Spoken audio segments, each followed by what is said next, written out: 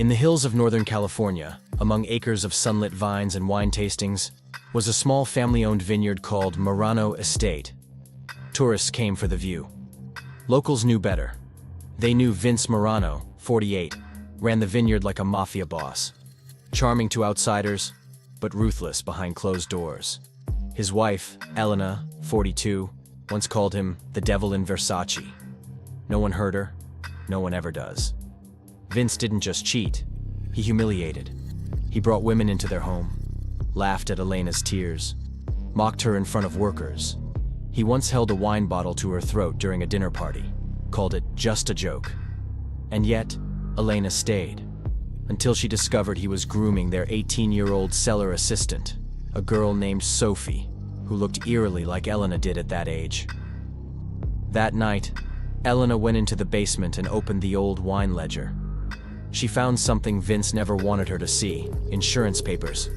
He had taken out a $2 million life policy on her, and it had matured. It was clear. He wasn't just cheating. He was planning. But she was already 2 steps ahead. Elena began forgiving him, smiling, cooking. She waited until the vineyard's harvest festival, when Vince would be at his most arrogant, surrounded by guests, full of wine, loud and careless. She crushed oleander petals from the garden and soaked them in brandy, knowing full well that oleander poisoning mimics a heart attack, and only careful autopsies could detect it. Then, she laced just 1 bottle of their private 1999 vintage with the poison. Vince never drank any other wine that night.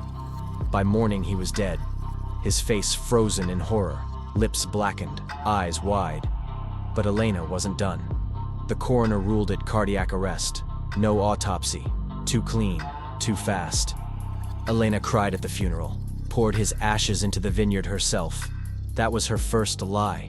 She hadn't cremated him. She hadn't buried him. She had fed his corpse through the vineyard's grape press. The machine jammed. She fixed it. She mixed his pulp with waste mulch and buried it beneath row 17, where the new vines would grow. Years passed. The vineyard won awards. Tourists came in droves. People said the wine had changed. Darker, richer, strangely addictive. They didn't know they were drinking the fruit of revenge. One night, Sophie, now older, curious, confronted Elena, said she remembered something from that night. Vince, staggering, choking, something about the wine. She threatened to tell someone. Elena invited her to dinner.